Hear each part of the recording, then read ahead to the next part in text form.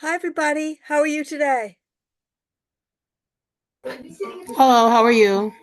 Great, great, great. Okay. When we get started, I looks like everybody's on time today, which is unusual. Okay. Sometimes I have people who are a little bit late, but everybody is on time today, which is great because we don't have a moment to spare. Now, what I would like to ask everybody who's in the room is two questions. One, are you studying for the school exam, the state exam, or both? And two, is there anything that you consider to be particularly difficult? Like, have you been having trouble with math, for example, or the environment or something like that? Is there anything you're finding particularly difficult? So, two questions. What are you studying for? What do you want to talk about?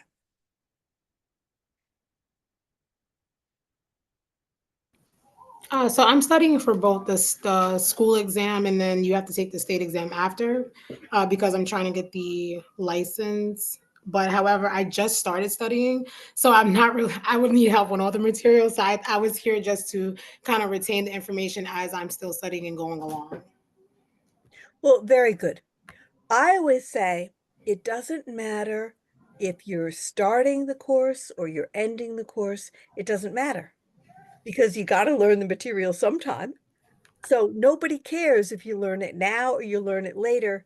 You have to learn it eventually. So nobody cares. If you are at the beginning of the course, you are welcome here. If you're at the end of the course, you are also welcome. Well, I do have a question as well. I haven't done the math material yet, but will you go over that today? I'm being quiet so people can express themselves.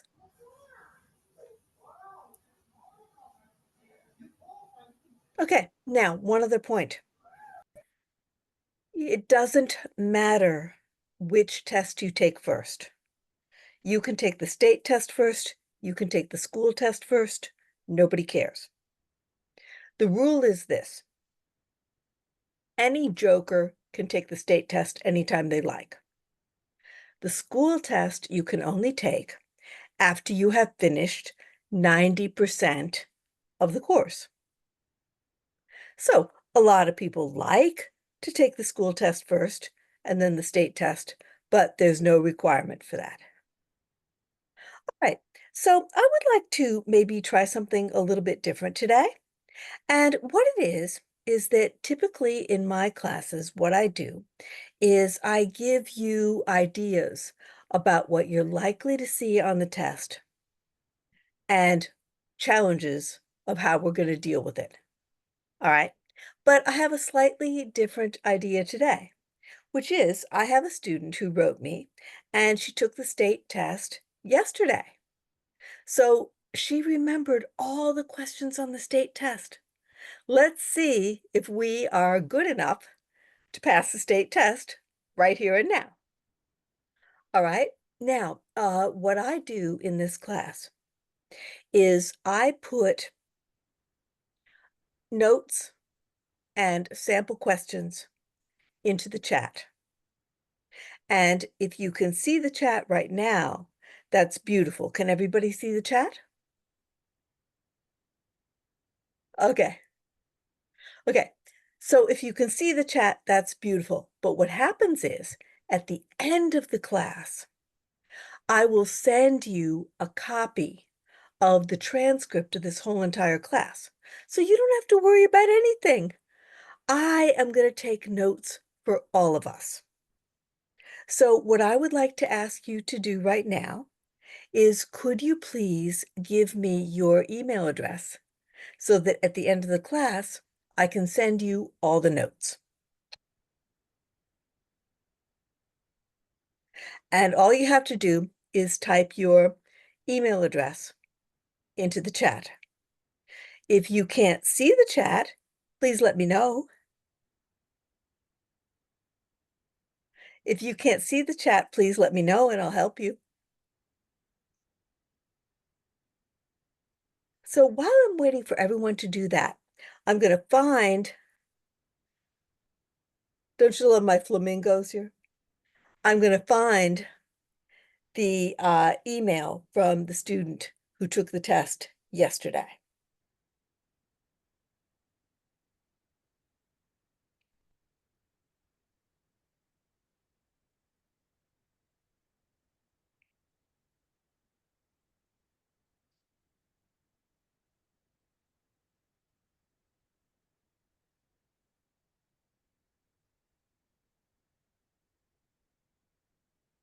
Okay, this particular student had a very good memory.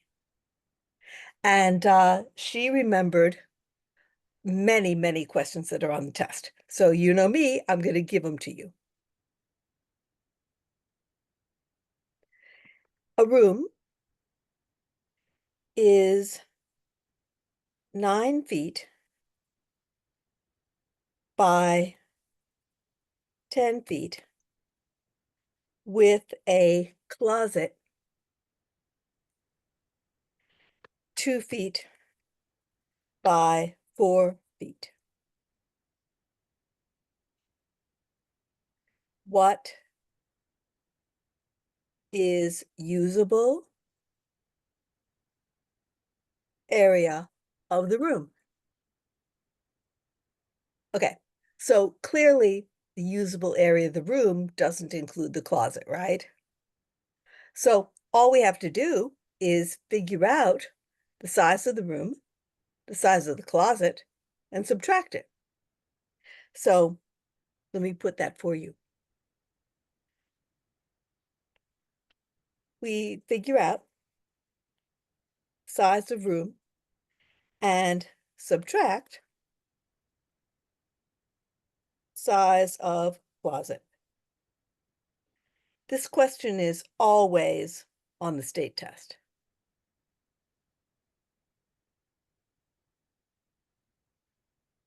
So I have some people here who are smarter than I am because you figured out the answer already and I haven't. Now, for a rectangle,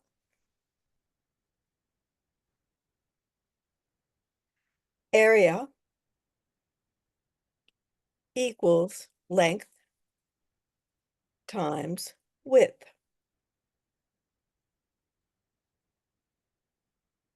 So for the room,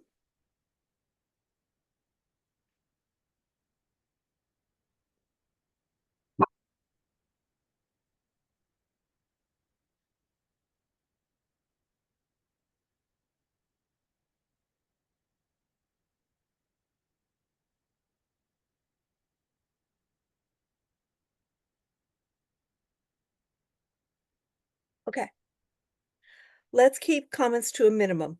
Okay, whatever. All right, now the closet area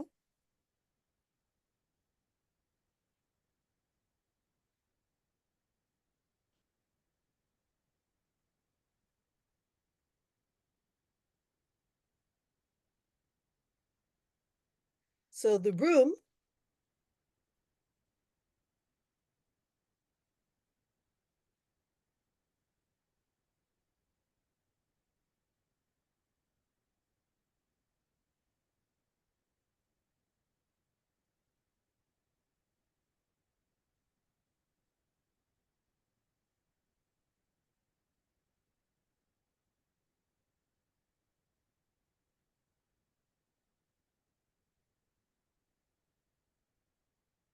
So I think everybody figured out 72 square feet is the answer. Okay?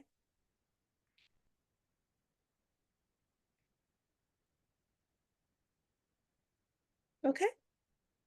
All right. I'm going to go back to our friend here who took the test yesterday. And let's see what else she has.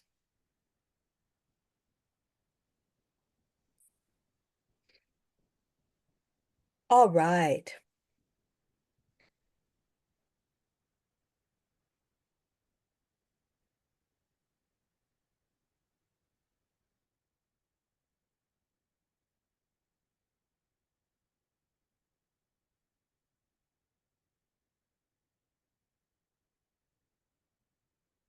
Why is the answer 72? Because it's 90 minus 8. I'm sorry, that would be 82, wouldn't it? Please forgive me. Please forgive me. The answer would be 90 minus 8, so it would be 82, wouldn't it? Forgive me. So I have somebody very smart in the room. So answer is 90 square feet minus 8 square feet equals 82 square feet. So I'm sorry, I had a typo. Answer is 82 square feet, not 72 square feet.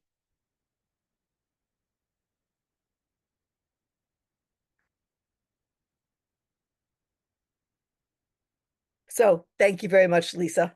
I'm really glad you caught that little mistake. Okay, so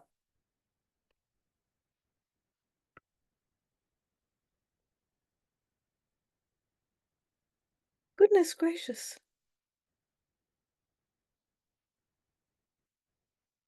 I cannot see the screen shared for some reason. I'm not sharing the screen. I'm sharing the chat. So if you can see the chat, you're going to be very good. All right, so we were talking about the next question.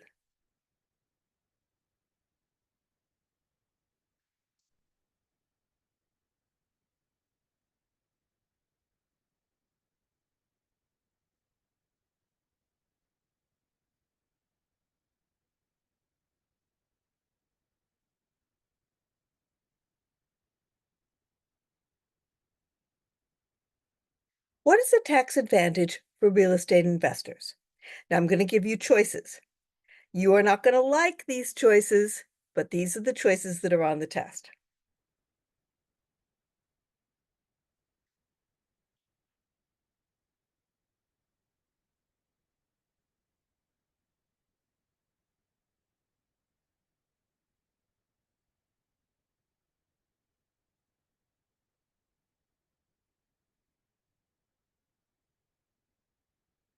So your choices are loophole, shelter, deduction, or break.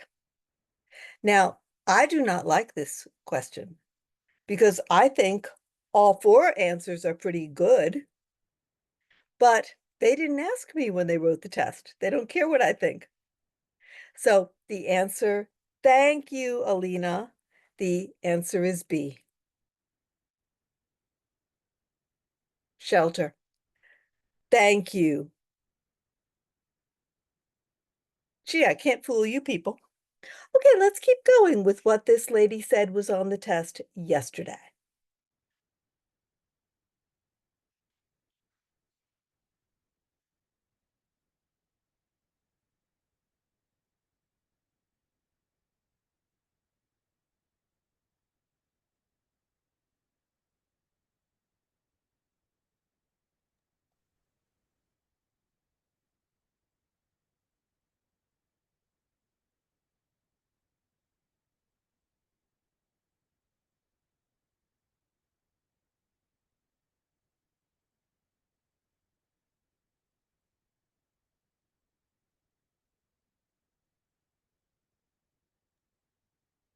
Which homeowner's insurance is for renters?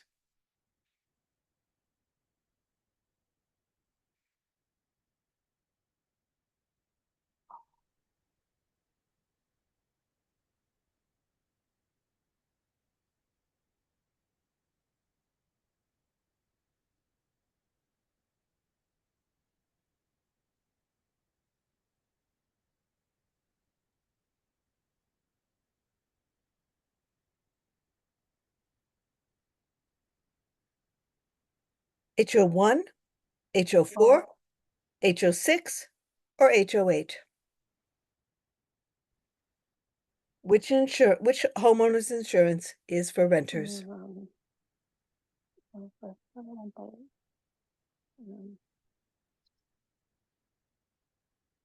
Sure, I'll write it again. Which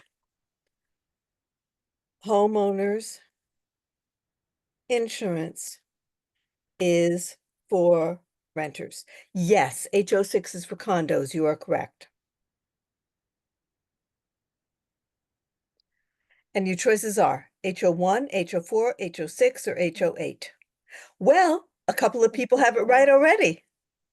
So answer is HO4.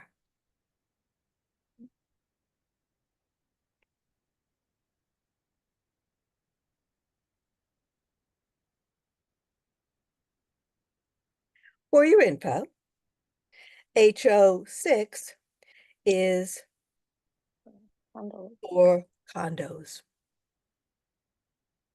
And that's on the test also. Okay. Are you finding this helpful? Yes. Okay. Now, one thing I want to tell you, a few people have said that they are studying for the school test as well as the state test. Every school in New York State tries to make the school test as much like the state test as they possibly can. Because if you think about it, don't we want to follow what our bosses at the state government are doing? I mean, of course we do. So schools try to make their test very much like the state test. So most of the questions that I'm giving you here, you are going to see on the school test as well as the state test. Okay, let's see what else our friend has to say here.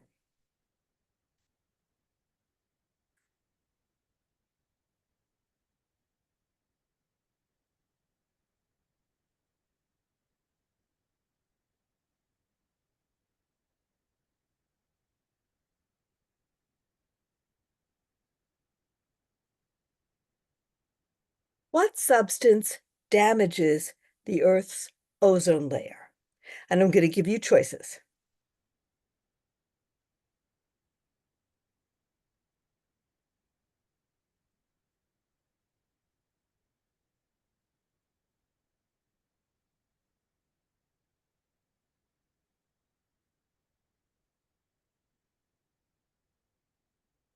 CFC, PCB, CPS1, or CCR? What's the answer? Thank you. Lisa, you've got it going on. I think you might be ready for the test, huh?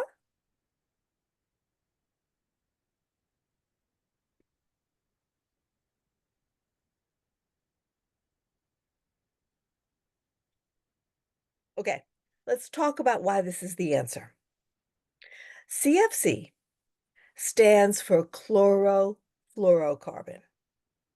Now, if you took a blouse and you poured bleach onto it, like straight chlorine bleach right onto it, the fibers in the blouse would disintegrate, right? Because chlorine is very corrosive. Well, chlorine is corrosive in the environment as well. And CFCs, yeah, Lisa's being very modest, but she's right. It is a lot to retain. CFCs come from air conditioners and refrigerators. Now, I should emphasize old air conditioners and refrigerators because we don't use it anymore. But back in the old days, we did. Now, what happened was the CFCs would go up into the air, and one of those nasty chlorines would break off of the CFC molecule and grab the oxygen out of the atmosphere and destroyed the ozone layer of the atmosphere, which protects us from getting fried by the direct rays of the sun. So CFCs are what rot the ozone layer. So let me type that for you, okay? So the chlorine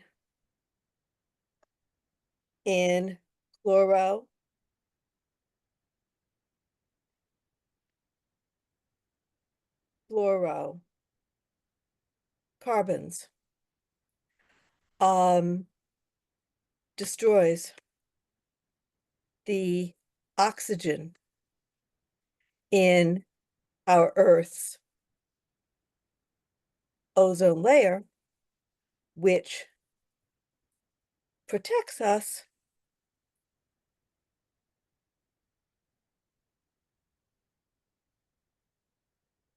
from direct rays of sun?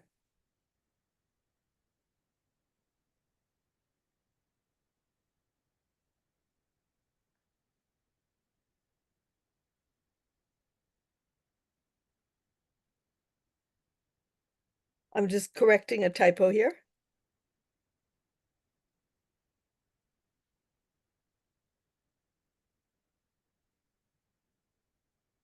Now, you can imagine there was an international treaty. And what happened was the United Nations had a meeting in Montreal back in the 1980s. And all the countries agreed that what they were going to do is they were going to stop chlorofluorocarbons in their country. They were going to stop chlorofluorocarbons, CFCs, from being used in refrigerators and air conditioners and like aerosol cans and stuff like that. Okay. So the US signed the treaty up in Canada, and they came home and they had to change the law to get rid of CFCs. So they're going to ask you on the test,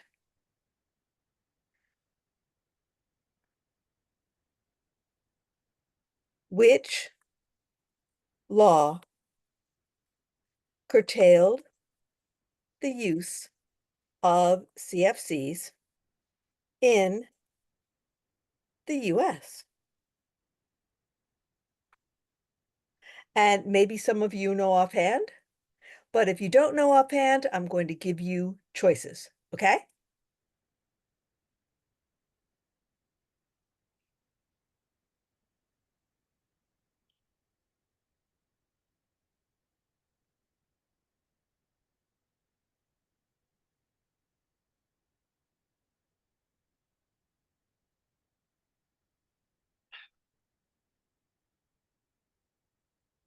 What's the answer?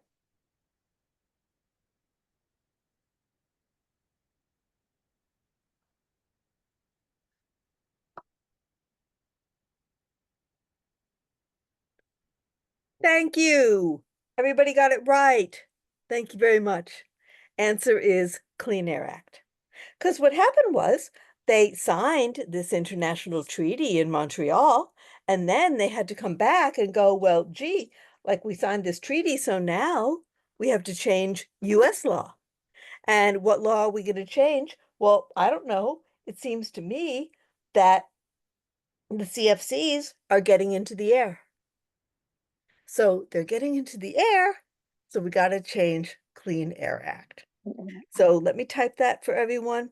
The answer is Clean Air Act. Okay, let's keep going. What else does our friend Jennifer have to tell us? Oh, she said there was a question about asbestos. See, when Jennifer tells me these questions, I know every single one of them. The reason I know every single question that's on the test is, first of all, I think that for legal reasons, I've taken the state test about 5 times. But on top of that, the school tells me that I have had 200,000 students. Like, I've been teaching for like 20, 30 years. So I've had like 20,000, 200,000 students. They all go downtown. They all write me and tell me what the questions were on the test. So that's how I know, and that's how I can assure you that all the material that I'm giving you is stuff you're going to see on the test. All right, so let's do the next one. And the next one was asbestos. So they're going to ask you,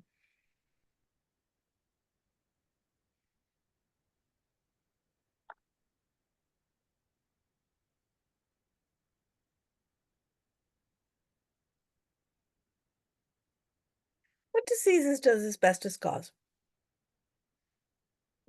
Anybody know? Oh, cancer? I'm sorry? Cancer You are or correct. lung disease? You are correct. It causes lung cancer. So the Oh, answer is Exactly right. The answer is lung diseases. Okay, Oh, thank you. Respiratory is probably a nicer, more medical way of saying it. Okay, now, here's the question that you're going to see on the test. Where would you, this is a state test, be likely to see asbestos in a home? So where would you be most likely to see asbestos in a home? Now I'm going to in a give you wall. choices. These are the choices that are on the test. Thank you. Rihanna, how did you know?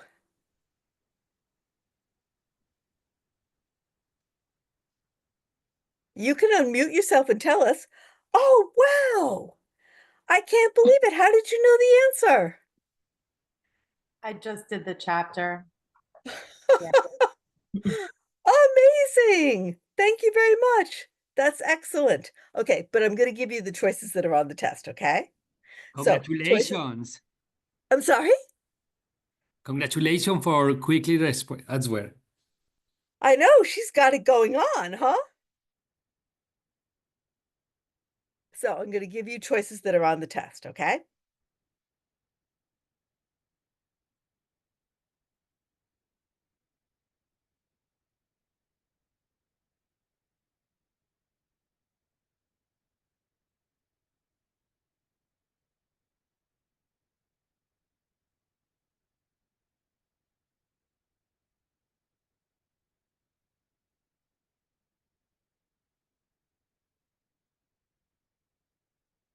Okay, choices are in wall insulation, around pipes and furnaces, in stucco siding, or in roofing materials. So of those four, what's the answer?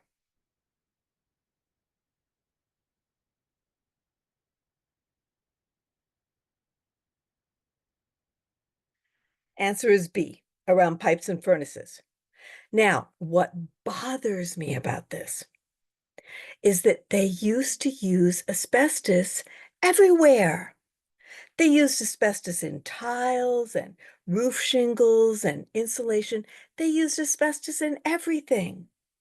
But the question asks you, where would you be most likely to see it?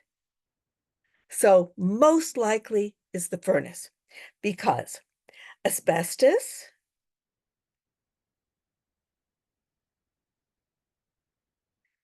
is for insulation. And what do you need insulation for? Obviously, fire, right? So it's for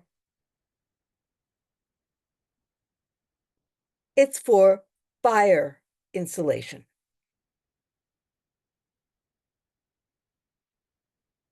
Because asbestos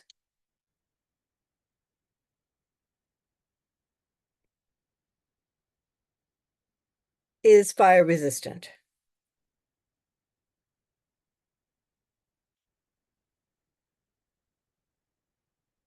The place you would most likely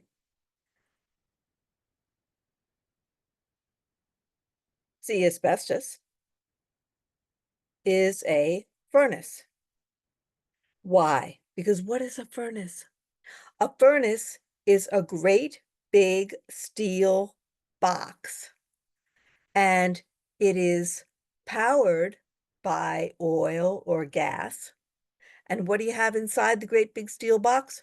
Fire. Fire heating up air. So a furnace is a big steel box with fire inside, heating up air. So if you ask me, where am I going to see the fire resistance? I'm going to see it where there's fire. Where's there fire? In the furnace. Okay, so it looks to me like everybody got that one right. Okay, let's see what's next. Oh, all right. R factor.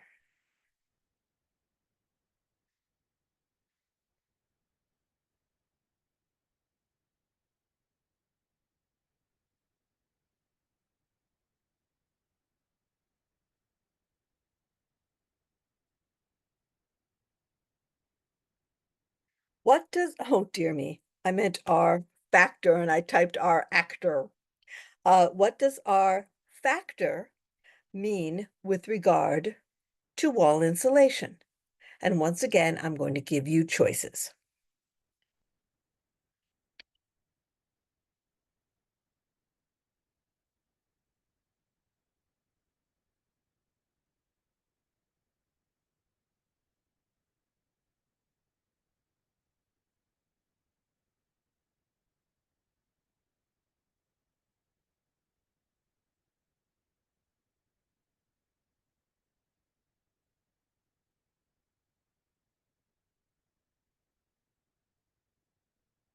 Type, freezing point, thickness, or resistance to heat transfer? What's the answer? Oh, beautiful. Everybody got it right.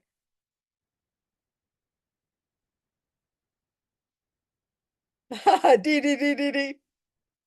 Yeah, everybody got it right. Okay, because the R equals resistance. In winter, you don't want heat going out. In summer,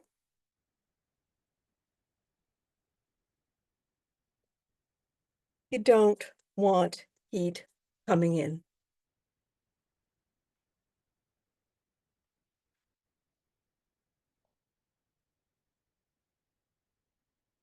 Okay, so R is resistance to heat transfer.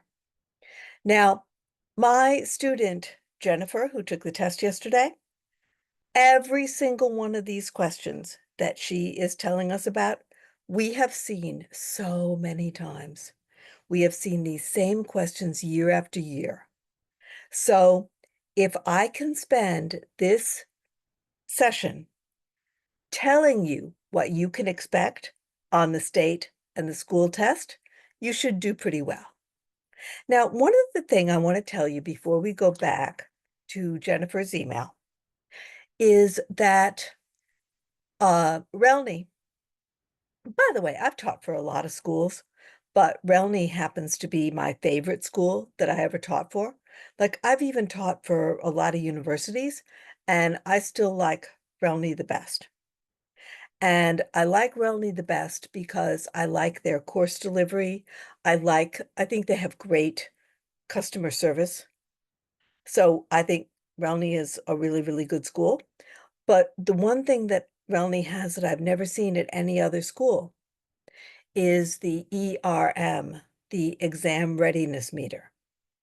Now, RELNY started, I guess, a couple of years ago. I think they started in 2021 or something like that.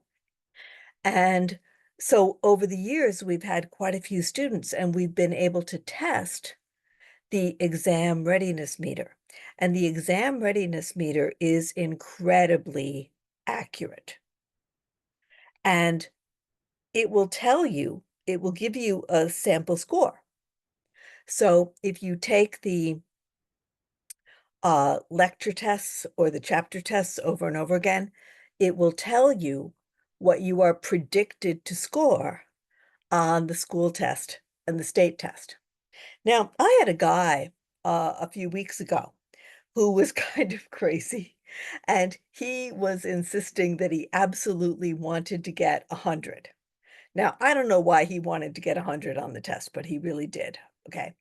So he went over the exam readiness meter over and over and over again until he scored 100 on the exam readiness meter. And then he went downtown and he scored 100 on the state test. and he scored 100 on the school test. So the exam readiness meter has been proved to be very accurate. Now, I want to ask you, does everybody in the room know how to check your score on the exam readiness meter?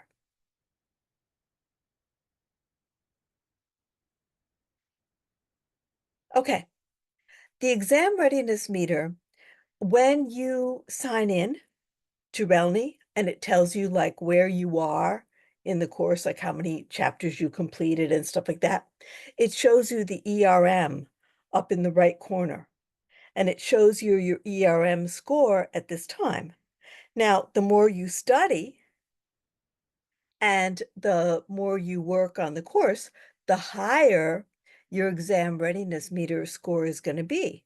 But it gives you a really good idea because you need a 65 to pass the school test, and you need a 70 to pass the state test.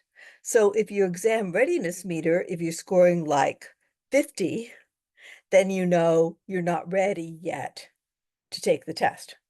But if you're scoring like 80, then you probably will get an 80 on the school test and an 80 on the state test.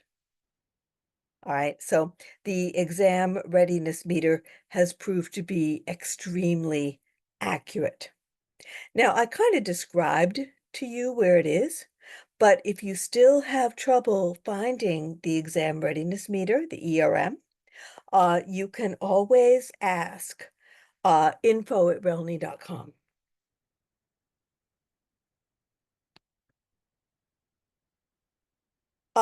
This school, one of the things I like about this school is famous for having the best customer service, like, in the state, possibly in the whole country, but this school has the best customer service. And I always provide kind of a backup because, like, if for some reason something falls through the cracks and like you can't reach the people in customer service for whatever reason, you always have access to me and you can always ask me questions. So let me give you right here and now, let me give you my email address, okay? So I am Chris Bacorn at gmail.com. That's little old me, and I'm always around for you. All right. I'm not like some, person behind a camera or something. Like I'm always a real person who's here for you. Okay, let's keep going. What else does Jennifer say is on the test? All right.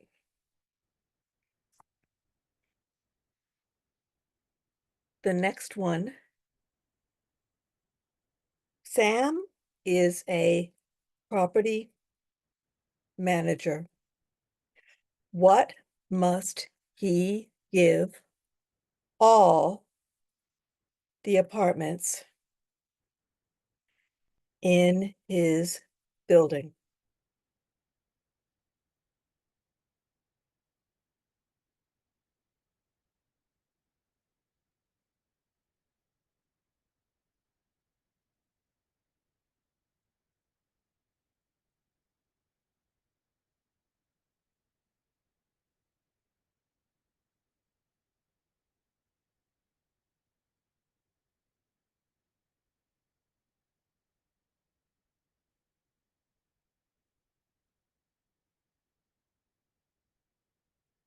Laundry, heat, October 31 to May 1, a CO detector, or a microwave? What's the answer? Thank you. Everybody's got it going on. Now I got to tell you the truth. I got this one wrong. I got this one wrong myself. Okay, so I'm going to type it in here for you. I got this wrong because I guessed the heat. And the heat is wrong because the dates are wrong.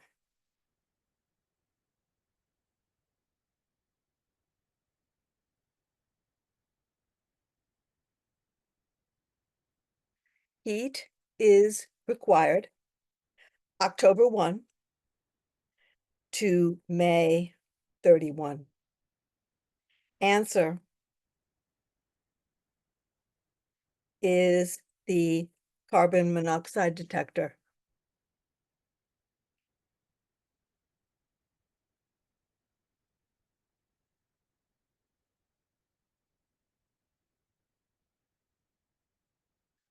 Now, I'm curious, does anybody know what room do you put the carbon monoxide detector in?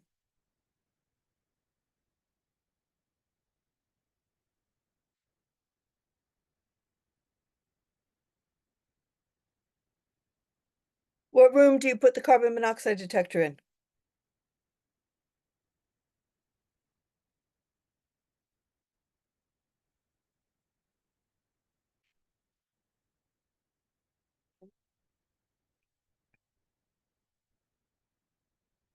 Well, think about it this way. Carbon monoxide is, thank you, Latika's got it going on here. Carbon monoxide is a colorless, odorless, tasteless gas. So if I'm awake, I'm going to feel kind of woozy and I'm going to get out of there or open a window or something. But if I'm asleep, I'm not going to know, right? So answer the question again. Where do you put the carbon monoxide detectors?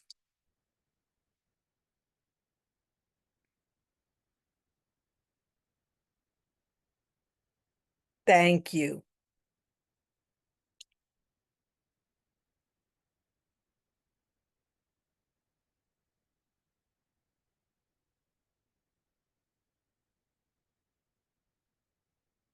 Okay, very good. Okay, next, let's see what else we have here. I want to stop my little self. Are people finding this helpful? Okay, because if there's something else you want to talk about, you're the boss here. And all you have to do is ask me, and I'll talk about anything in the curriculum that you want to talk about. Okay? But I think that, yes, I mean, I think probably an excellent way to study is to go through what was on the test yesterday. All right? So let's keep going.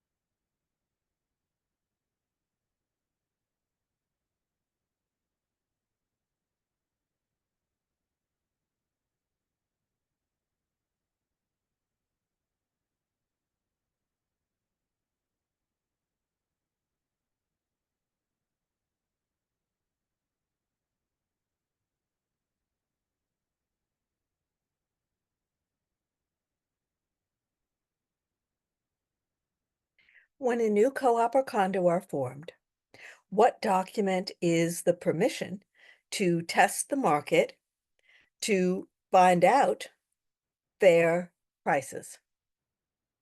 And I'll give you choices.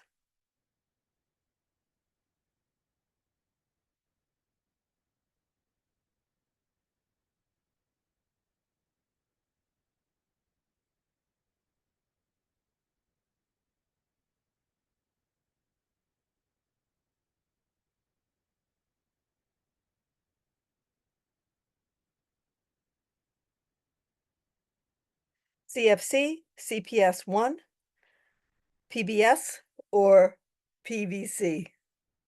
PBS is a television station.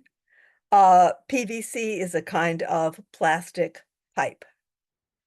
So the answer is B. Thank you very much, Alina.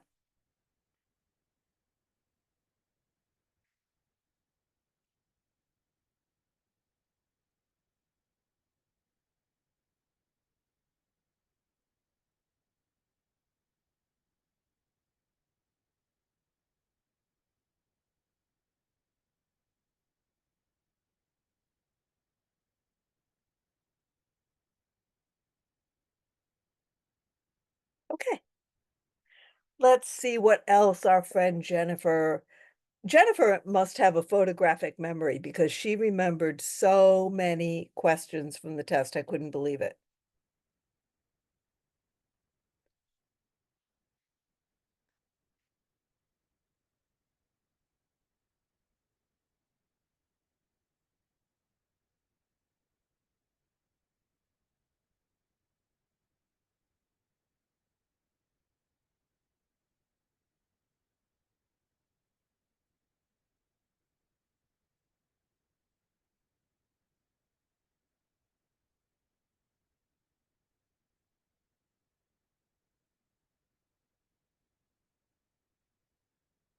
What document is used in a co-op for a tenant shareholder to get permission to renovate or make physical changes to their home? Okay, so I'm going to give you choices.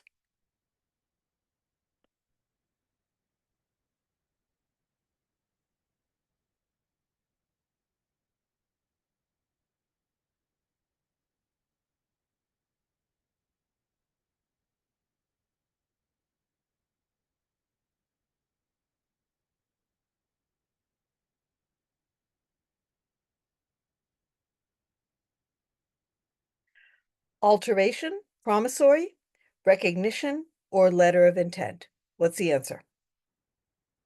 Beautiful.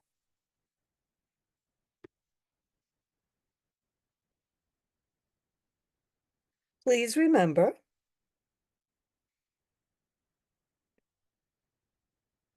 that oh, you took the test? Talk to us, Alina.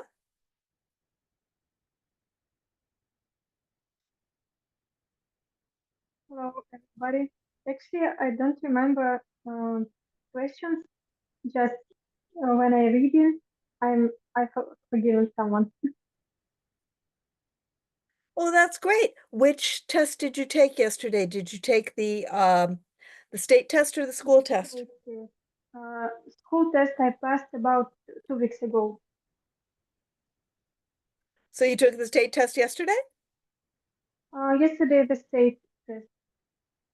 So I think you took the same test as my friend Jennifer who emailed me, huh? Um, Not every questions, but some questions, yes. Well, there are 77 questions on the test. So we still have a lot to go. But these are the questions that Jennifer had yesterday. And I have a feeling that Jennifer had the same test you did yesterday. Because when they give a test in New York State, they give it everywhere in the whole state. So like, Alina, if you took the test yesterday, there's some guy in Buffalo who took the same test as you, and some guy in Plattsburgh who took the same test as you. They give the same test for the whole state on the same day. Cool. Yeah. Okay, well, this is very helpful. So if I give you more questions and you recognize them, it would be great for everybody if you mention that you recognize them. Okay, here's an easy one. All of these, once again, are from yesterday's state test.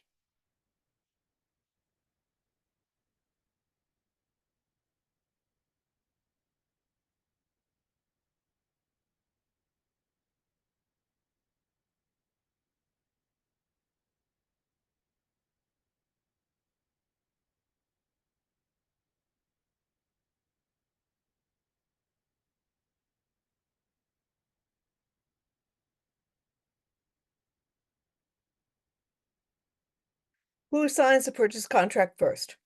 The lawyer, the buyer, the seller, or the grantor? What's the answer?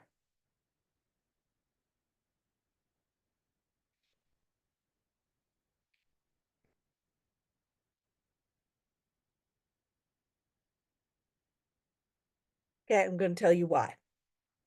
Seller's lawyer writes the contract. They send the contract to the buyer's lawyer. Buyer's lawyer makes changes if necessary, and buyer signs. Then they send back to seller to sign.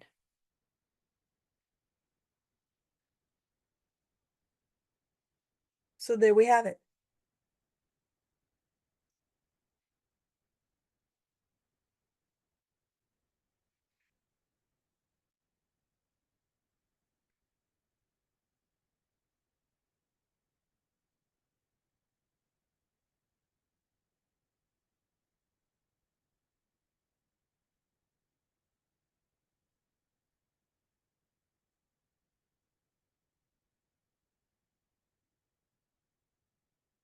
Which federal law regulates advertising for real estate mortgages? And I'm going to give you choices.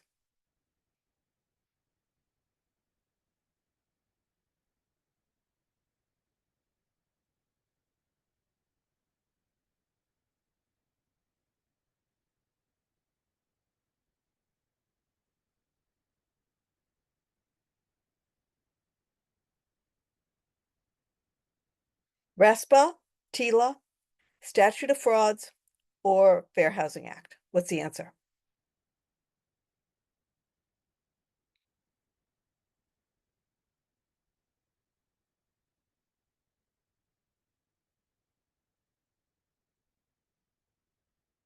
I'm waiting for people to chime in. Is this a hard one?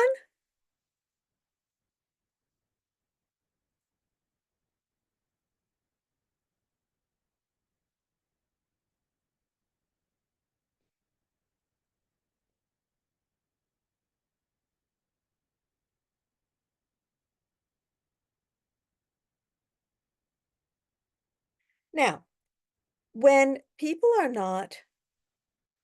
everybody is not getting the answer right, that says to me that I didn't explain things well enough. So I have to explain things better. So let me do a better job of explaining this. Now, RESPA is Real Estate Settlement Procedures Act.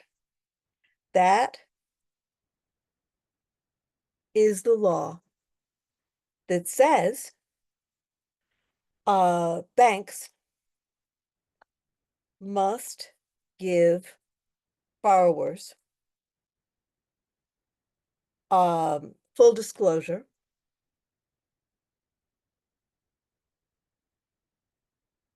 of closing costs. They must give good faith estimate of how much closing costs will be. Regulation Z, Truth in Lending Act, says that if an ad mentions financing,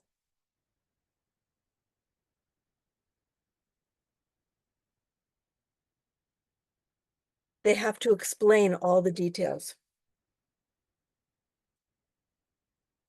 Would you give me 1 second?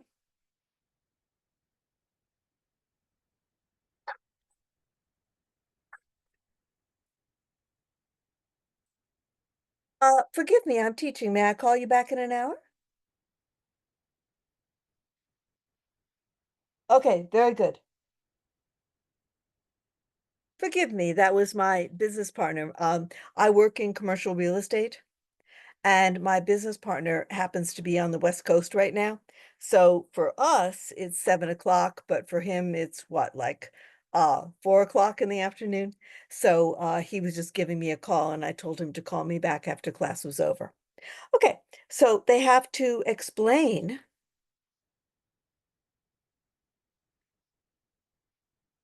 what all the terms mean. All right. So Regulation X is RESPA. Regulation Z is Truth in Lending Act. That is on the test.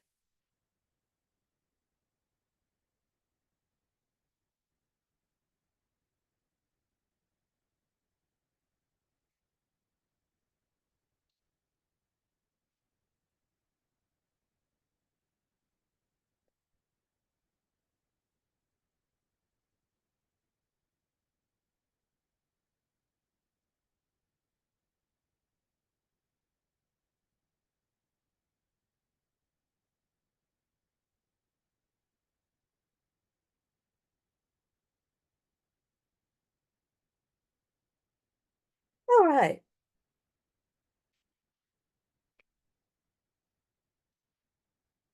I think you're going to get the next one.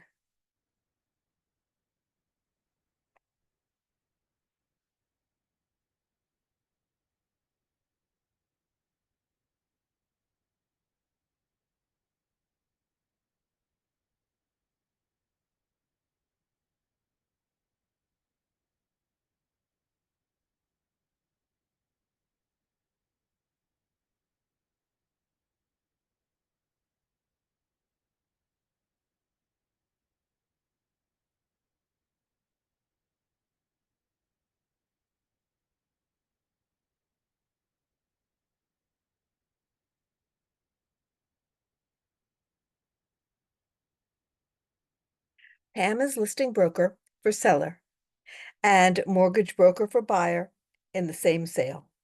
What kind of agent is Pam? And I'm going to give you choices.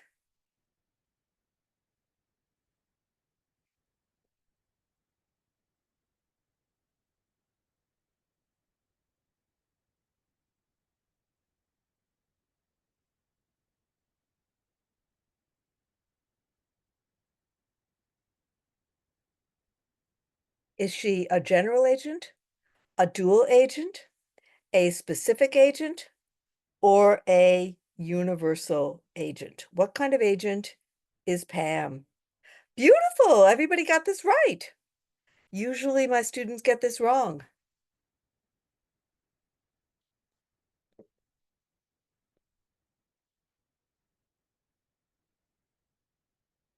Thank you very much. Pam is a dual agent. She is also a special agent. Now, there's no such thing as a specific agent.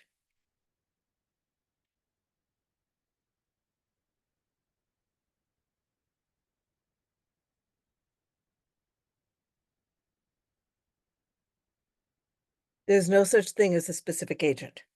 Now, let me see if I can explain this properly. All right. Pam is not a general agent because she's doing one thing.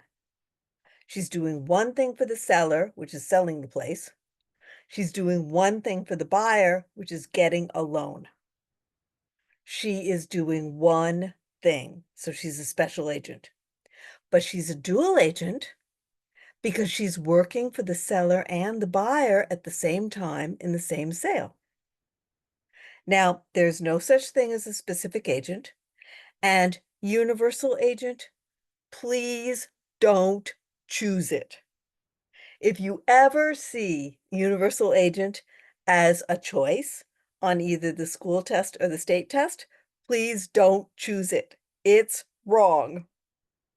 Because a universal agent is like if somebody is like in the hospital or they're on Mount Everest or something, and they say, I'm going to assign someone to do everything for me. They're going to manage my money. They're going to write checks for me. They're going to execute my will, like everything, going to vote for me, like everything. Okay. That would be a universal agent. So please don't choose it. Okay. It's not what we're talking about here. All right. Where's Jennifer when we need her? Okay. She said there were 2 questions about general and special agents. So here's another one.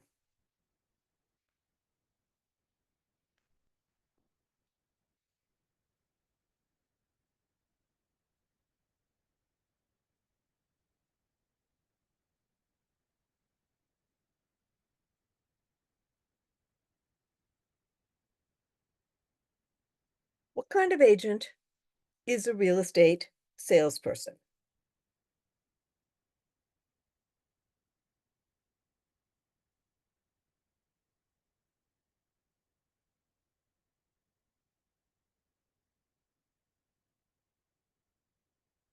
What's the answer? Thank you. Thank you, Maisie.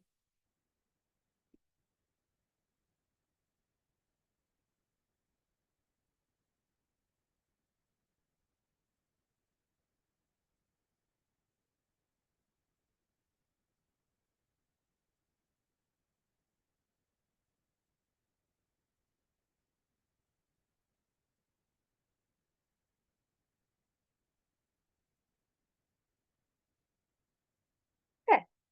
Now, a few people have joined us, so I want to repeat that what I'm going to do is at the end of the class, gotta give me a few minutes because it takes some time, but at the end of the class, I am going to give everybody the transcript of this class so that you will have all these questions and answers and all of these notes to review before you take the test. Okay? So if you have already given me your email address, that's beautiful. We're fine. If you have not given me your email address, please do so that I can include you in the email tonight. Okay, let's keep going. Now, I asked the school, you're going to think I'm stupid, but I didn't know how long this class was. And I said to them today, how long is the class? And they said, oh, about an hour. And I said, well, you know me, I can never go for an hour. I get so excited about my students, like an hour has already gone by. I get so excited about my students that I want to keep going. Hi. So what I would like to ask you is if you can stick with me until we get to the end of Jennifer's questions from yesterday's state test. So I hope everybody can stay with me. If you have to leave, you have to leave. We understand. But I'm going to stay with you until we finish all the questions that Jennifer remembered from yesterday's test. Who's Jennifer? She's a student like you. Okay. She's just somebody who took the test yesterday and was kind enough to write me what all the questions were. Now, I already know what all the questions are, but students don't believe me when I tell them this is on the test, that's on the test. They believe somebody who took the test yesterday. So that's what we're going to do. We're going to go through what she saw on the test yesterday. And if Alina wants to help us out, that would be beautiful too, because Alina took the test yesterday. So we would love that also.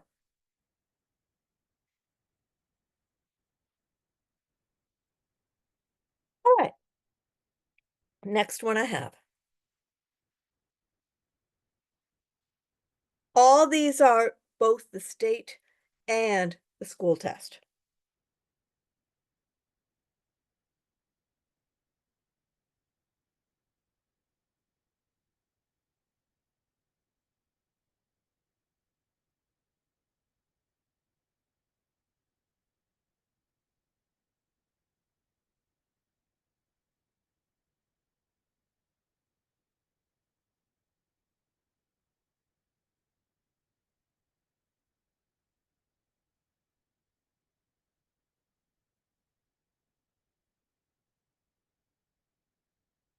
What number do you get when you take a building's gross income and subtract operating expenses? I'm going to give you choices.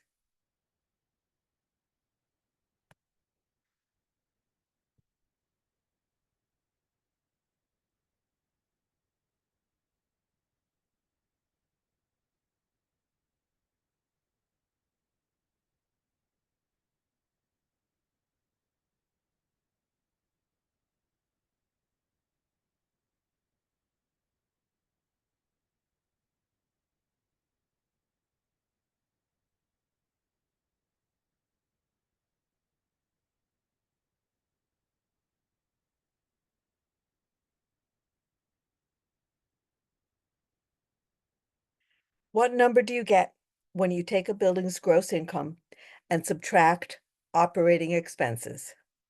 Before tax cash flow, potential gross income, net operating income, or pro forma? Thank you, Alina. Did you see that on your test?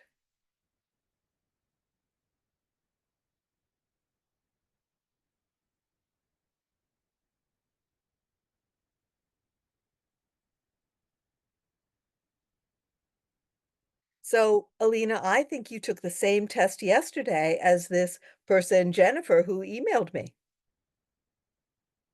And Alina, when you go to take the school test, you are going to find, as I said earlier, that all the schools in our state try to make their school test as much like the state test as they can. So a lot of these questions you will see also on your school test. Okay, now get ready. This is a question that I think is kind of hard. Okay?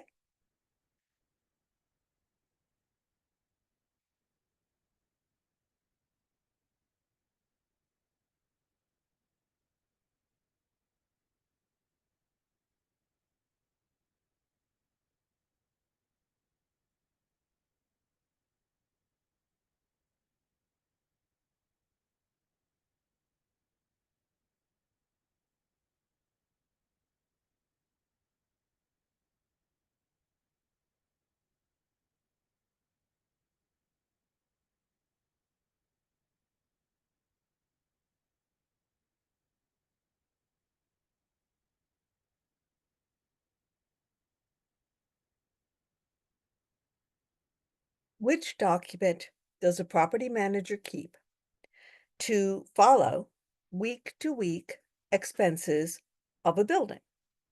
Okay, I'm going to give you choices.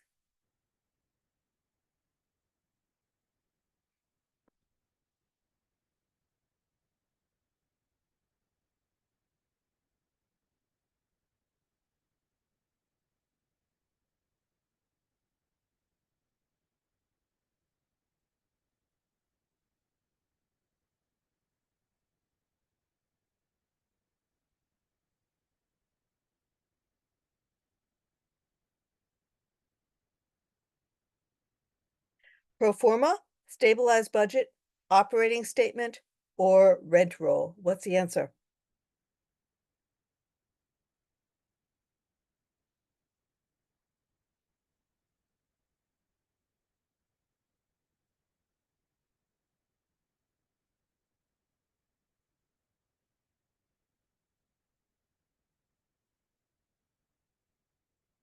Okay, well, think about it for a second. The rent roll is income, isn't it?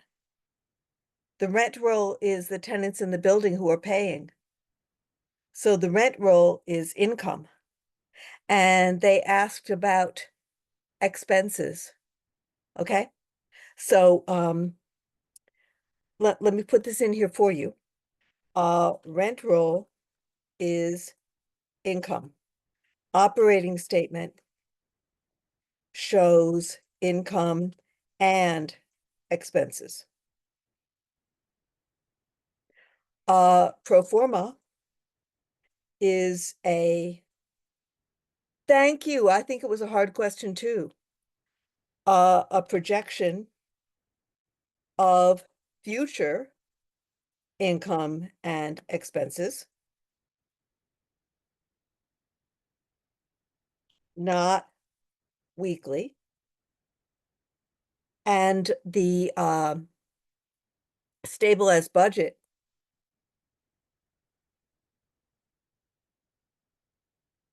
is an average of last 5 years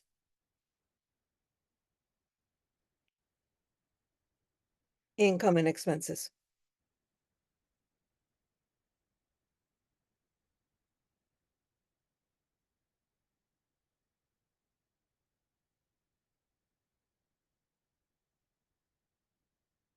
So it's funny, the students like to tease me because I change my hair all the time. And what I have going on right now, I call this the Einstein look. All the crazy, like crazy white hair. Okay, so I've got the Einstein look going on now. Okay, now the next one. What document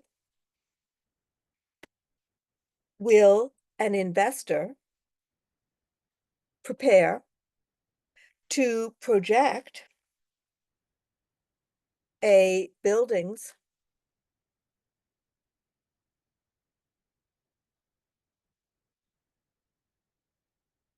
future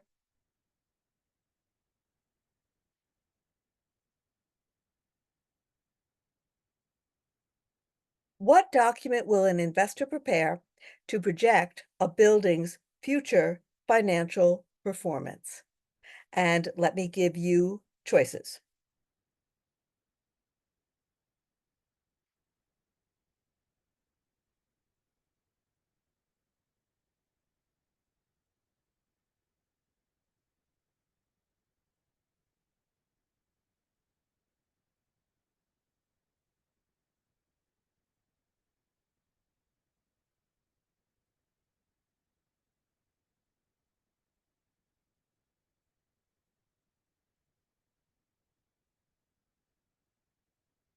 Tax return, pro forma, operating statement, or capital expense budget? What's the answer?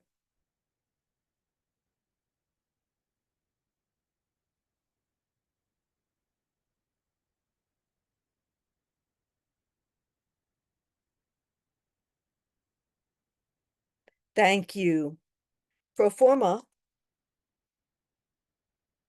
is a doc to make educated guesses about a building's future financial performance.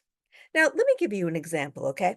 I think people know that I work in commercial real estate, and I had a situation where they were building a hotel in Queens, and the bank that was doing the mortgage, the bank came to me and they said, "Well, Kristen, we're not sure that we really want to give a mortgage to this hotel. We don't know if the hotel is going to be successful in the future." Now, we, the bank, are in Cleveland. We have absolutely no idea what is going to happen with a hotel in Manhattan. So, Kristen, we would like you to put together a pro forma that shows educated guesses about what is likely to happen to things like average daily room rates, what's going to happen to interest rates for the mortgage, what's going to happen to competition in the area, what's going to happen to tourism in New York City, what's going to happen to construction costs for this hotel. So they asked me to project over the next 10 years what was likely to happen with all those things. And that document that I put together is called a pro forma. Okay, so a pro forma is a document to make educated guesses about a building's future financial performance.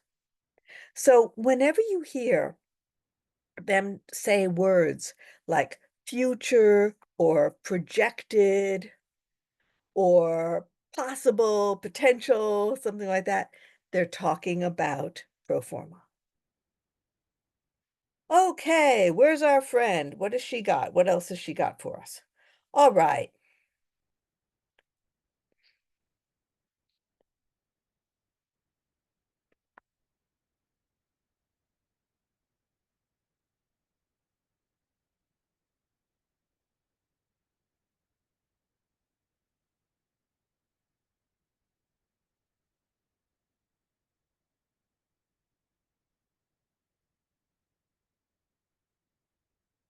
A mortgage broker can do all of these with money, except, and here are your choices.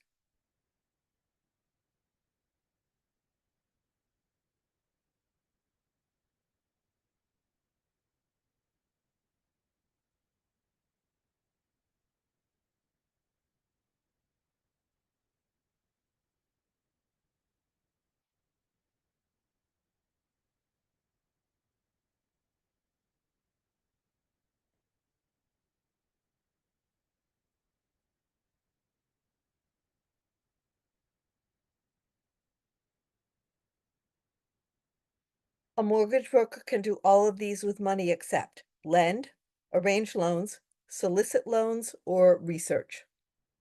What's the answer?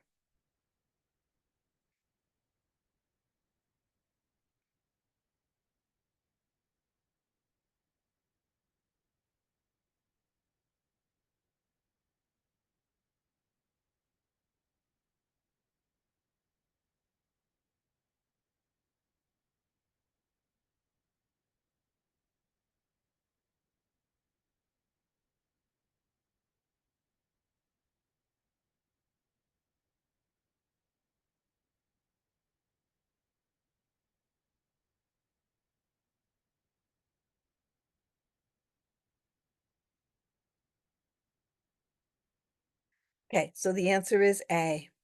A mortgage banker lends money. A mortgage broker compares loans from many banks. So the one thing a mortgage broker cannot do is lend money because they don't have a relationship with any one particular bank. What's next?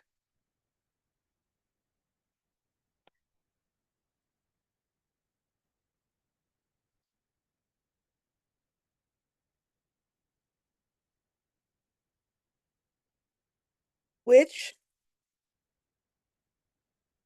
responsibility does a seller have with regard to lead paint? Which responsibility does the seller have with regard to lead paint? Okay, so I'm going to give you choices.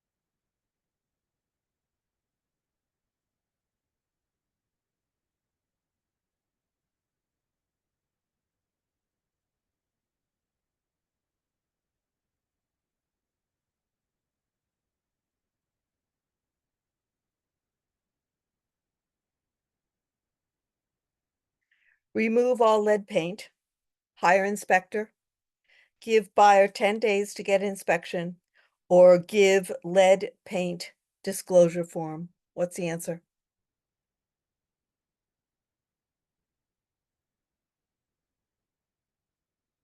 Thank you. Answer is C. Seller does not have to get inspection or give disclosure form. Seller has to let buyer get their own inspection.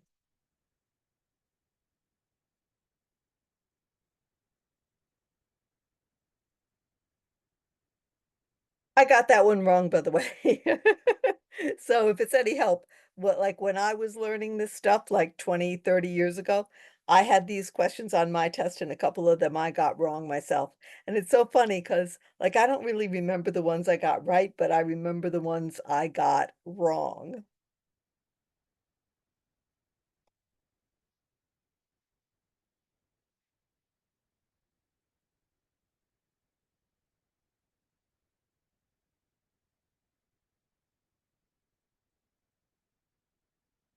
What was the first fair housing law?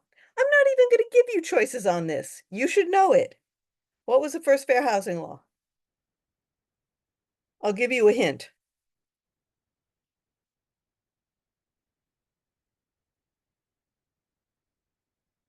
What was the first fair housing law?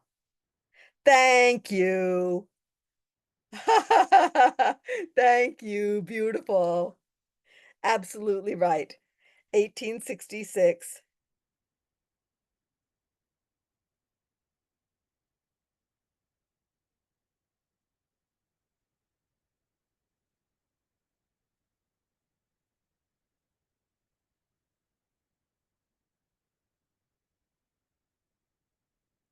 Okay. Now, you probably, if you took the course with me, you probably know that fair housing is my favorite subject. I love fair housing. It's just so exciting and interesting and dynamic. So there is a question that is always on the test. Let's see if you can do it. Which two groups were protected in fair housing in the year 1988?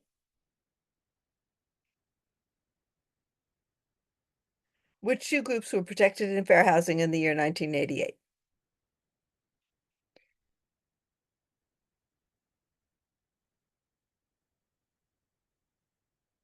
Thank you. Thank you, Alina. Alina, was that on your test yesterday?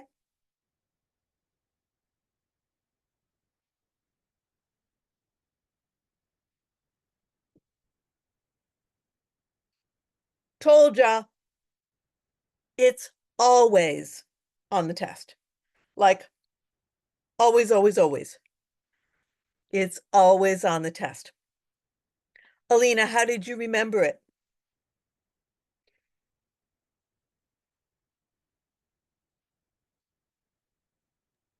Because I love this question. Oh, okay. Well, I'm going to tell you my silly way to remember it. I have a silly way to remember it, okay? So here's the story. 1988 amendment to Federal Fair Housing Act protected disability and family status. Now, when I say family status, I don't mean marriage, I mean kids.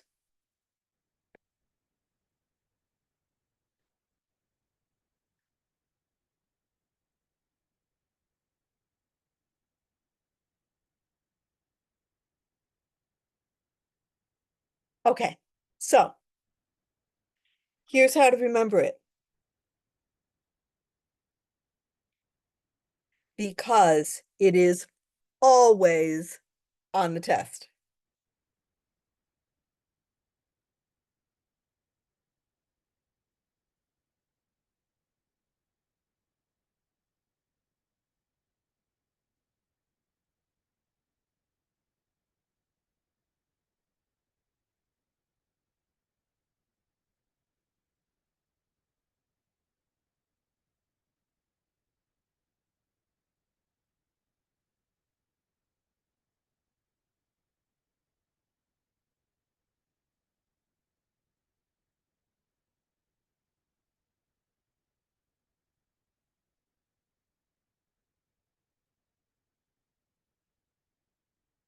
1988 looks like wheels. Okay. So 1988 looks like wheels. Little kids strollers, disabled people wheelchairs. 1988 looks like wheels. I promise you that question is on both the school test and the state test. It's always, always, always on the test.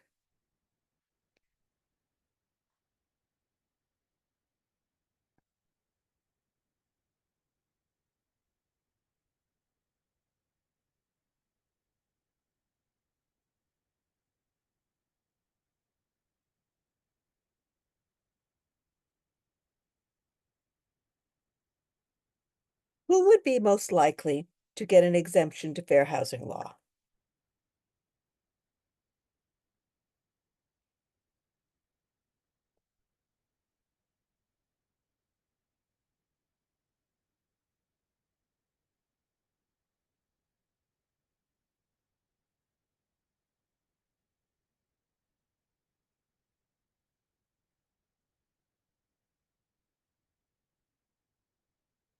Who would be most likely to get an exemption to fair housing law? An online listing service, a broker, roommates, or a professional landlord? What's the answer? Thank you. Maisie, looks like you're gonna pass the test if you haven't already.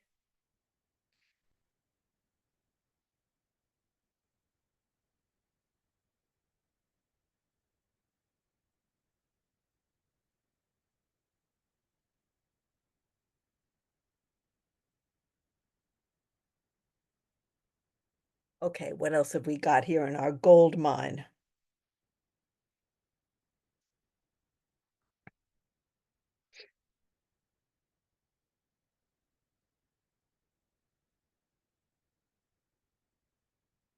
Oh, okay. Very good. Well, hello, sweetheart. Not yet. Later. My little dog is here and she's asking for her dinner. So she'll get her dinner in a little while.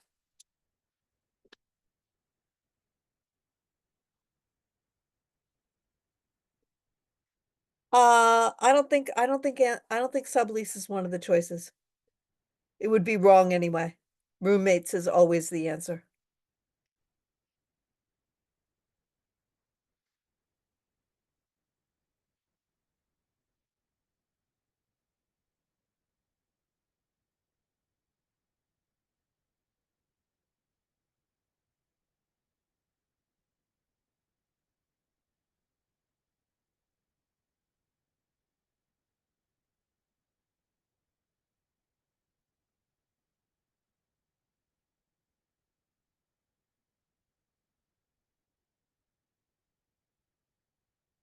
What are sheets of plywood nailed onto wall studs?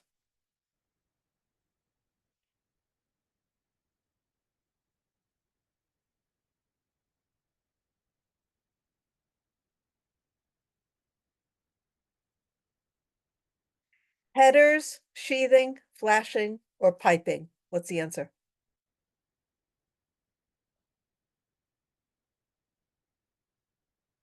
Thank you.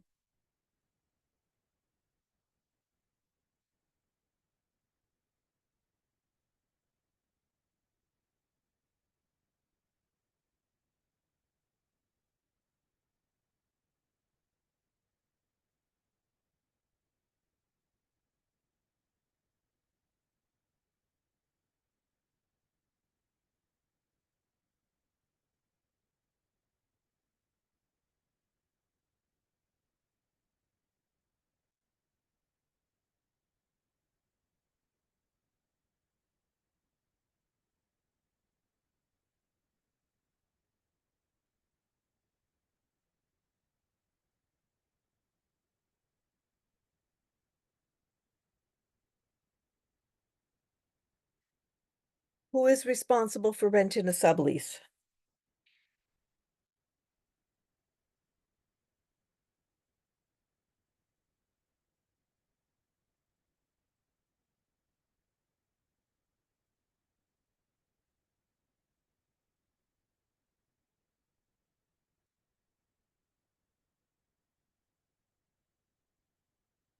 Who is responsible for rent in a sublease? Thank you. Thank you, Sophia. Answer is A.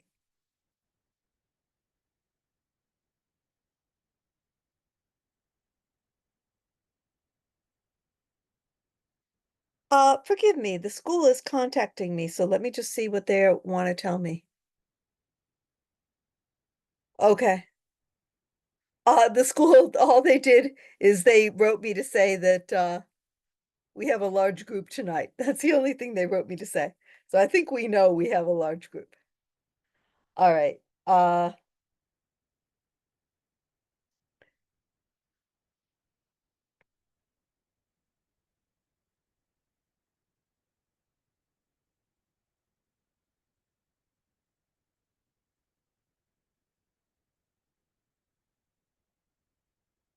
What docs does a co-op buyer get? I'm not going to give you choices. I'm just going to tell you the answer. Answer is subleasing is legal. Yes, it is. Subleasing is legal as long as the sublessee meets the requirements of the landlord. So for example, like pretend I rent an apartment and I want to rent my apartment. I want to sublease it. Okay. I can't sublease it to somebody who has absolutely no money. I have to sublease it to somebody who can meet the landlord's requirement for income. But if it meets the landlord's requirements for income, he cannot unreasonably withhold consent from the sublease. Okay, so that's the story in New York State.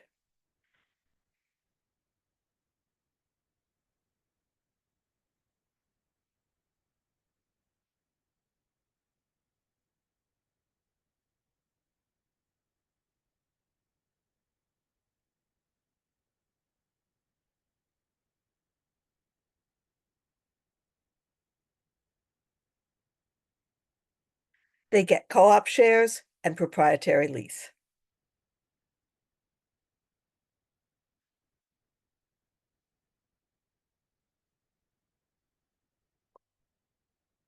Here's an easy question from the state test.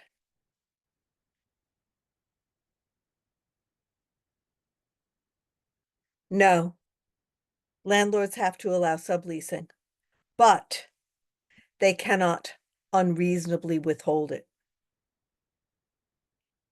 Okay, so if I bring them somebody who meets all their qualifications for a tenant, they have to allow the sublease.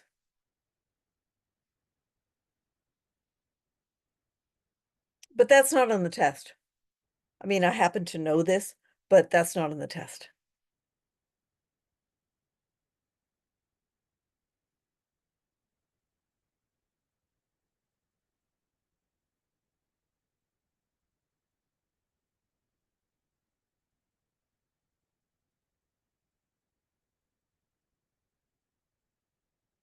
What is it called when husband and wife own real estate together?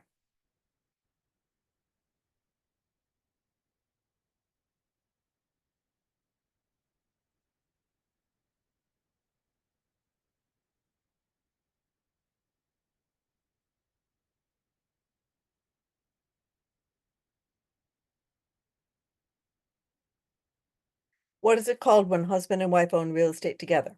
Sublease, entirety, in common, or joint? Thank you very much. Answer is entirety.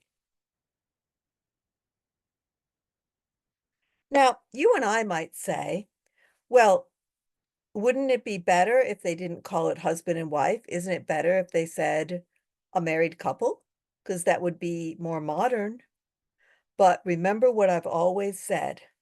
They wrote the test 40 years ago and they never change it. Okay. So it still asks yesterday about husband and wife.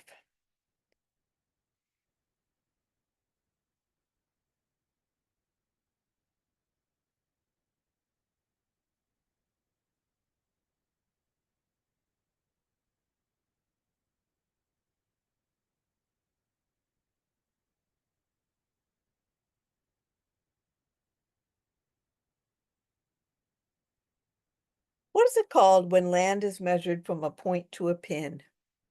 Anybody remember? I'm not going to give you choices. I'm just going to tell you the answer. Okay. The answer is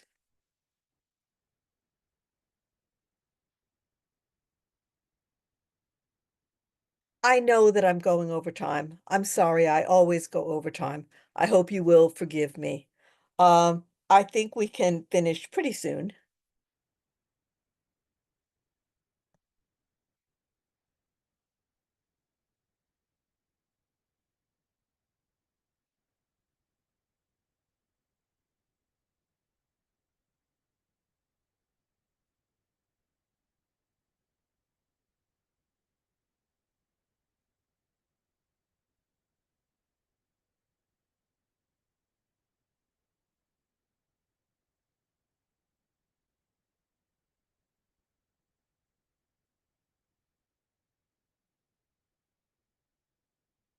Pam's house has market value of 180,000.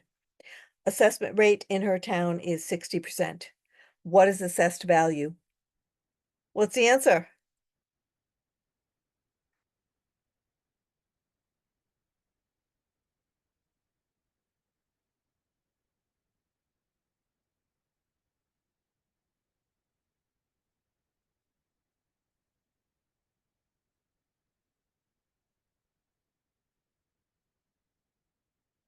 Nobody has a calculator?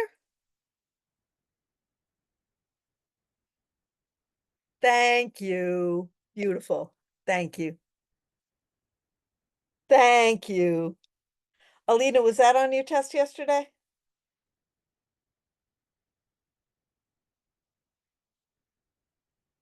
Told ya.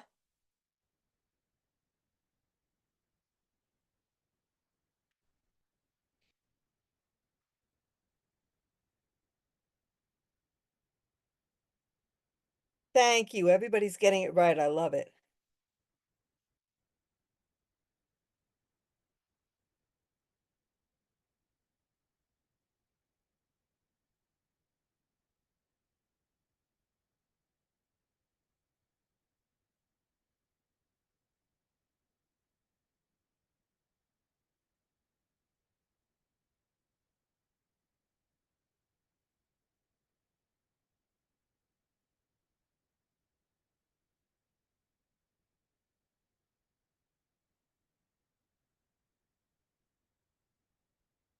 Who is least likely to get a real property tax exemption?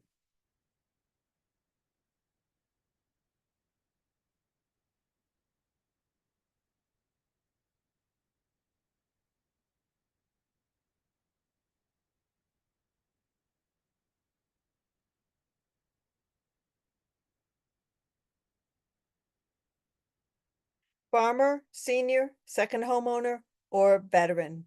What's the answer?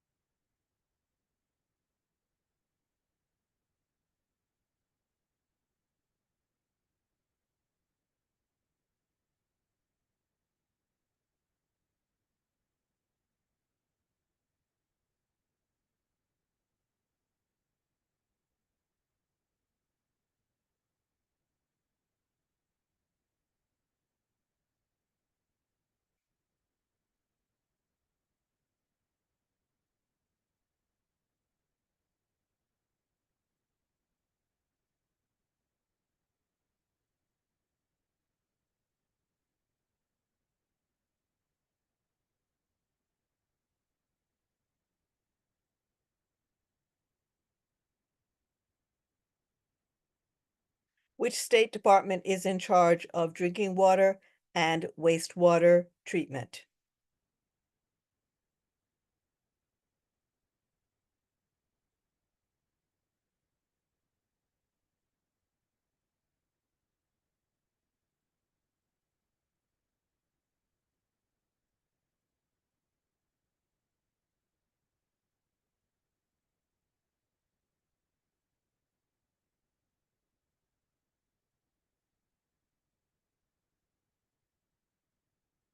Thank you. Everybody got it right. Gotta love it. That question is always on the test. Always, always, always. Say, another tip I'd like to give you. Alina, did you notice that all the math questions were at the end of the test? I don't know why, but that's what they do. They put the math questions at the end. So if you are a person who doesn't like math too much, like you're going to go through the whole test, like la dee da, test, test, test, and then at the end, like, whoa, math. So if you are a person who likes to spend extra time on the math questions, you might want to go to the last page first and do the math questions first, and then you'll have plenty of time for the rest of the questions on the test. Okay, let's see what else we have.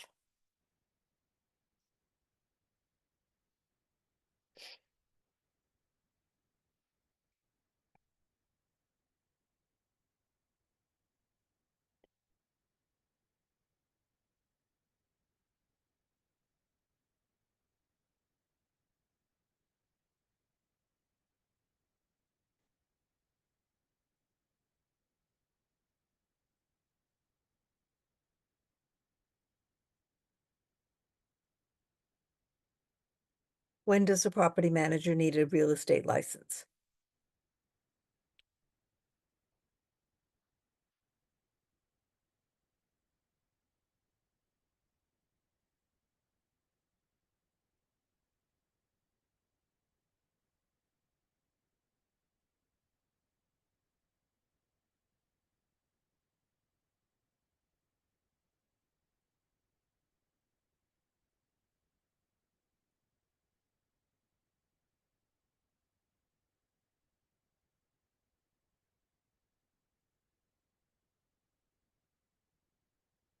When does a property manager need a real estate license?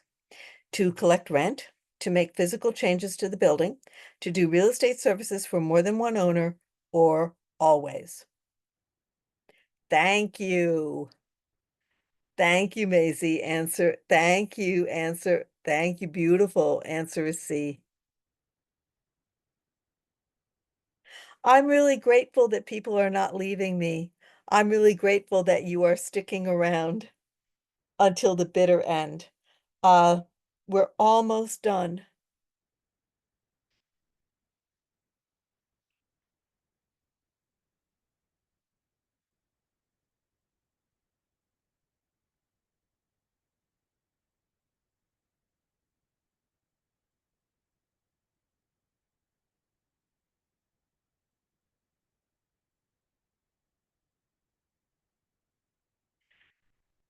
How many years is a real estate license valid? 1, 2, 4, 8. What's the answer? Thank you. Answer is 2. Beautiful.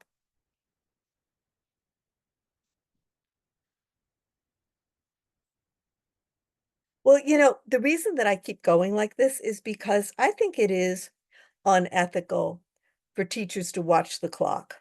Like, I have no idea what time it is because it's not right for me to watch the clock. What's right is for me to make sure that everybody is getting the information that you need and that everybody is still having a good time and that everybody is getting prepared for the test. That's what's important. It's not important what time it is. So I always go over time because I have no idea what time it is. All right.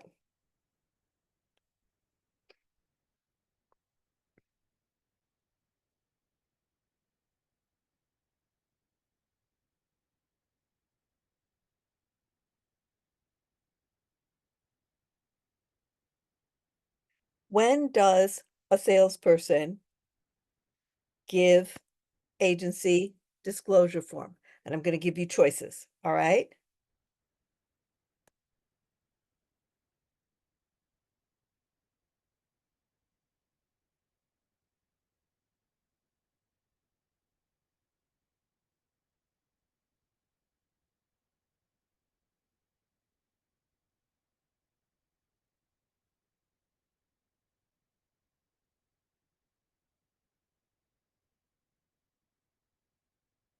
Open house, first substantive oh, I wrote contract, I'm sorry.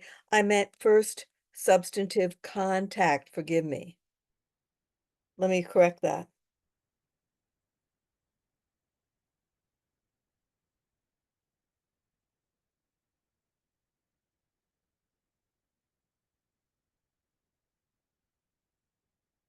So it's not the contract, it's first substantive contact, first time you meet the person. Hi, sweetheart. My little girl is telling me that it's time for her dinner. So I only have 2 more questions to go anyway.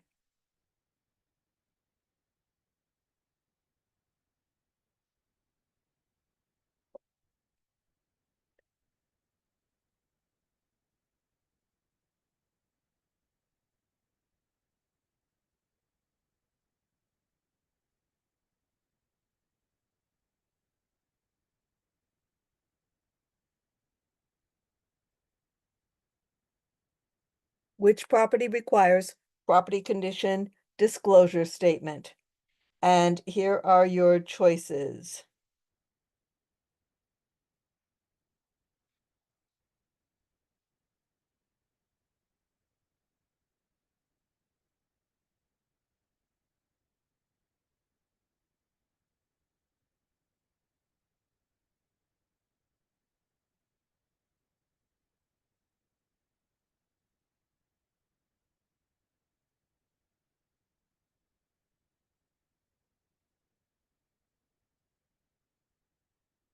Which property requires property condition disclosure statement? Lease to own, new construction, foreclosure, or court-ordered sale?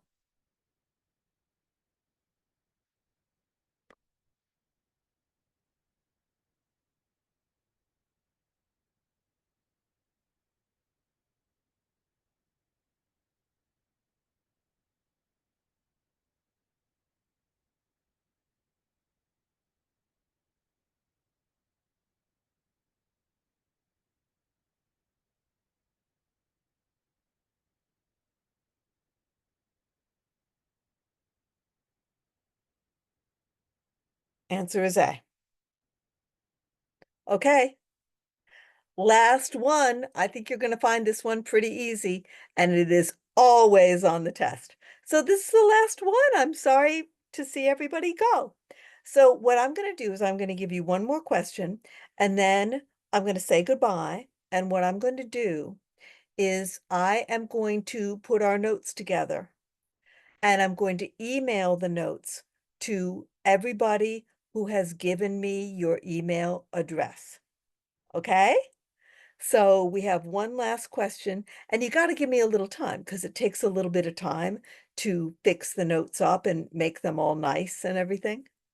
So give me a little bit of time. It might take me an hour or 2 to do. Thank you, Rihanna. So here's the last question on the test.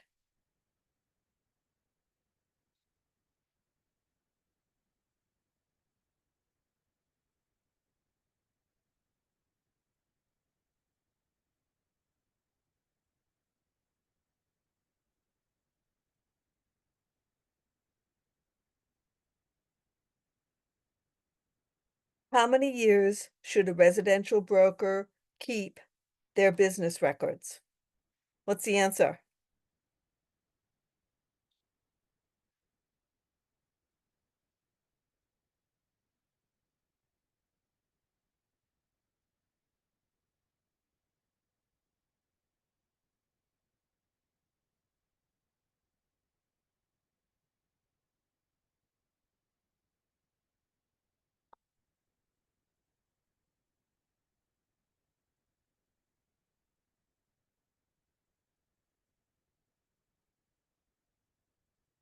Three years.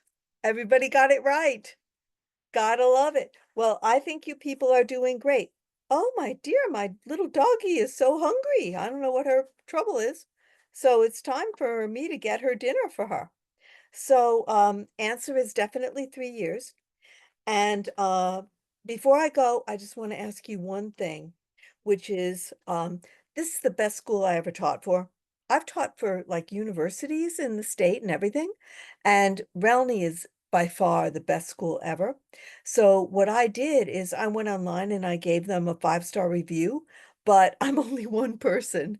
So like if you could give the school a review, that would be like real super cool. I'm going to give you the address where you can go, and maybe you can be like me and give the school a really good review. So thank you very much. You have my email address. If you don't have it now, you're going to have it in an hour when I send all the stuff to you. And please let me know how things go. Please let me know how you feel about the tests.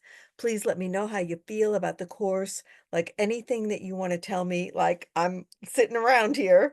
I'm sitting around here like waiting for you. So please let me know how things go. All right. When will be the next live webinar? Will we do them the third week of every month? So I imagine the third week of December, I guess, is the next one.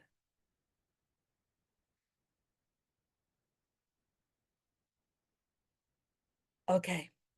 Thank you, everybody. Gotta say goodnight to Boney Maroney. Boney Maroney's my hungry girl. So, good night, everybody. Thank you so much. Good night.